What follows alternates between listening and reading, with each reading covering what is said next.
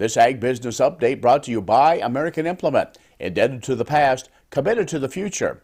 In a moment, Washburn's Roger McEowen.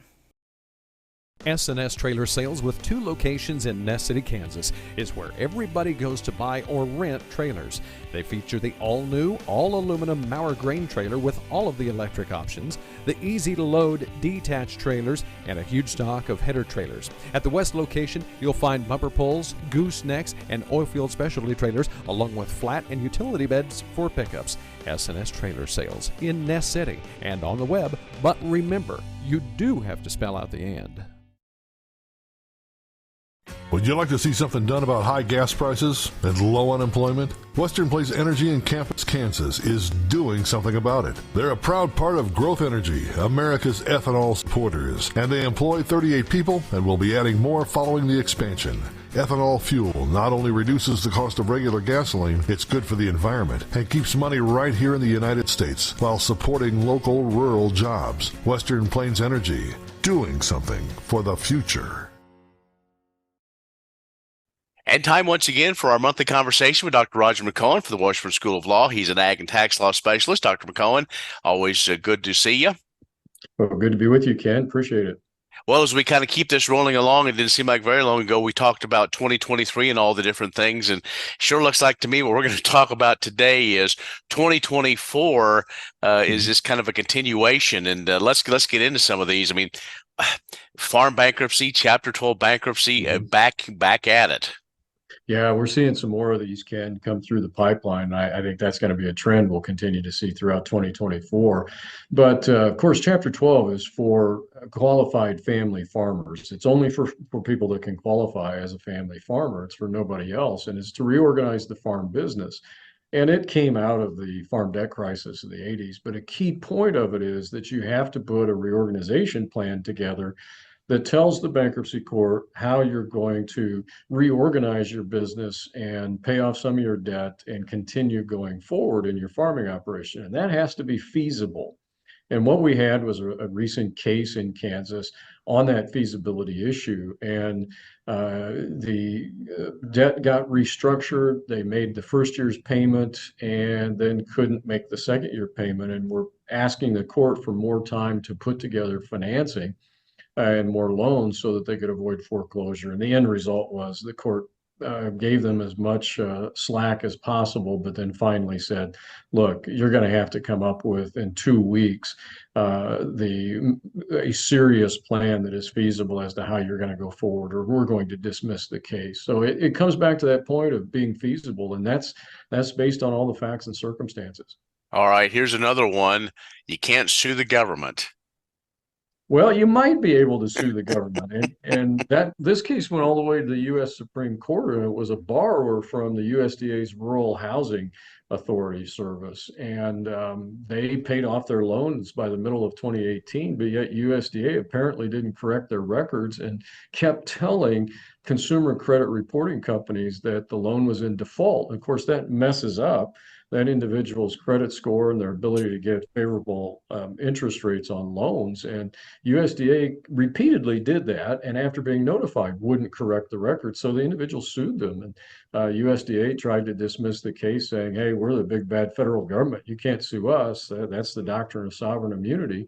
And the Supreme Court of the United States said, now, wait a minute, there is a way that can be waived if Congress in the particular act at issue has specifically waived it. And they said that is exactly what Congress did with respect to the Fair Credit Reporting Act. So there actually, Ken, there's a lot of loans that are made by governmental entities that route through that act. And so that is a very big case for a lot of people. So I guess those that maybe think the federal government does no wrong, they're proven right. Sometimes the government does do wrong. We're talking with Dr. Roger McEowen for the Washburn School of Law. We're going to take a quick break. We'll talk about more what's going on with agriculture in the courtroom in just a moment.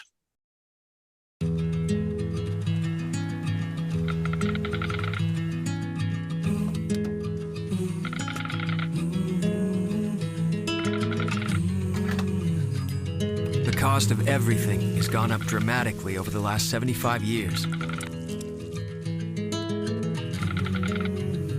with one exception: keeping electricity affordable. Wheatland Electric, delivering energy for life, your Touchstone Energy Cooperative. When you've had a best friend for over 50 years, you develop a trust. And the Scott Co-op has been a trusted rural friend since 1957. A co-op keeps money in the area, doing business for and with their members. And that helps keep their hometown thriving with keeping money in the community. Scott Co-op is not just an elevator. It's the rural way of doing business. So, when you see an elevator, remember your friends at Scott Co-op. And our guest is Dr. Roger McEowen from the Washburn School of Law. He is an ag and tax law specialist, joins us every month to talk about agriculture in the courtroom and kind of some of the things as we kind of roll along. And boy, here's another one. Farm leases. Farm leases is so important, and it's all kind of in a way that not only structured, but kind of the way you read those leases. Right. And farm lease law is different from state to state. This happens to be a case from Northwest Kansas. And it was a written cash lease that was entered into in 2020. And it said that the tenant could harvest any wheat crop that was planted in the fall of 2020 or in any fall thereafter if the lease was not terminated, if it just renewed. And it said that crops planted during the term of the lease were to be planted on a rotational basis rather than continuous crop fashion, unless there was adequate moisture present and the landlord consented. And that's actually, Ken, a fairly common term in Northwest Kansas and in Western Kansas where moisture is a concern. And it also said, well, you can continuous crop the irrigated ground. Well, he gets notice to terminate, and this is a calendar year lease, so it's going to go to the end of the year. It's going to terminate automatically on December 31, unless notice to terminate is given before that. He gets notice to terminate on August 27 of 2021. The land then changes hands, so you have a new owner that comes in. The new owner gives notice in early September, and the old owner also again gave notice. So this guy's got plenty of notice that the lease is up. But in October, he went in and harvested the corn from the irrigated ground while it was still high moisture corn, which he normally didn't do.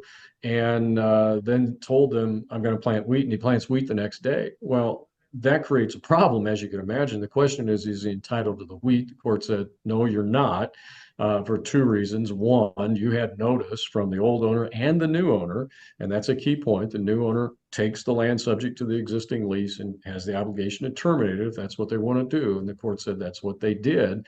That's the first reason. And the second reason was you had a written lease that said when it terminated.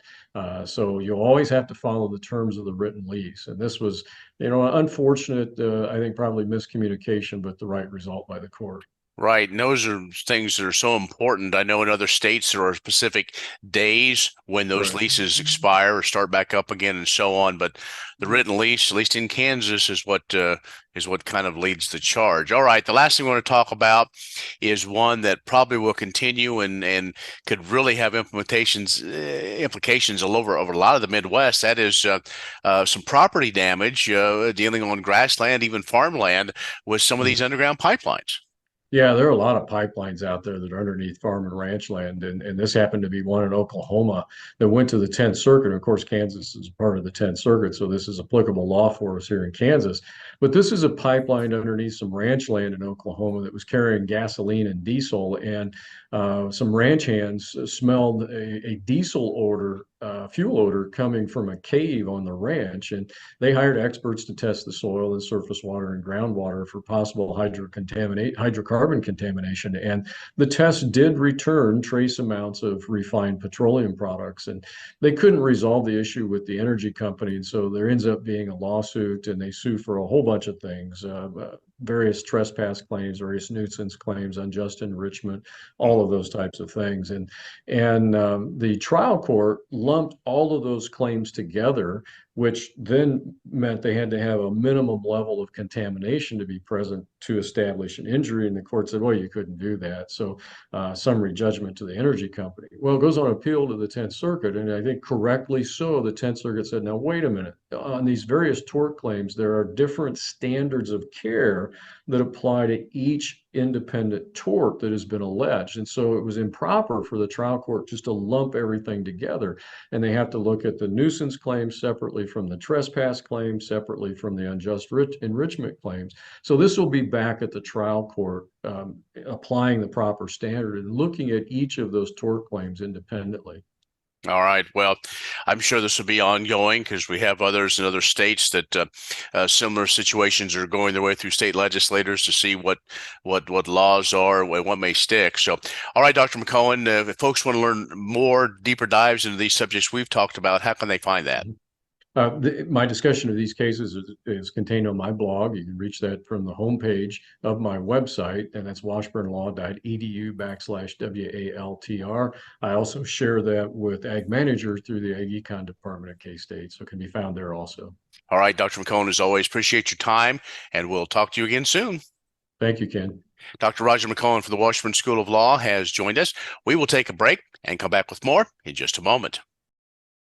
Wolfter Construction and Irrigation has been around a long time, and a lot of folks have trusted them to design, build, and service all sizes of commercial and on-farm storage for grain and equipment. Wolfter is also known for their outstanding irrigation division, where they stock a complete selection of nozzles, regulators, drops, gear drives, electrical, and structure components. Looking for an electric motor? Wolfter has a large selection in single and three-phase. Next time, reach out to the pros who have decades of experience at taking care of business the right way. Wolfter Construction and Irrigation. KBUF Radio has agriculture information for you weekdays beginning at 6. Tony St. James in the Agriculture Today program. 7 to 11, it's the KBUF Morning Show, where we have interviews with newsmakers, updates on the weather, markets, and a whole lot more information you need to help make good decisions on the farm and ranch. Follow along on our social media pages, and you can listen to KBUF or any Western Kansas broadcast station at westernkansasnews.com. I'm Ken Rogers. Thanks for watching.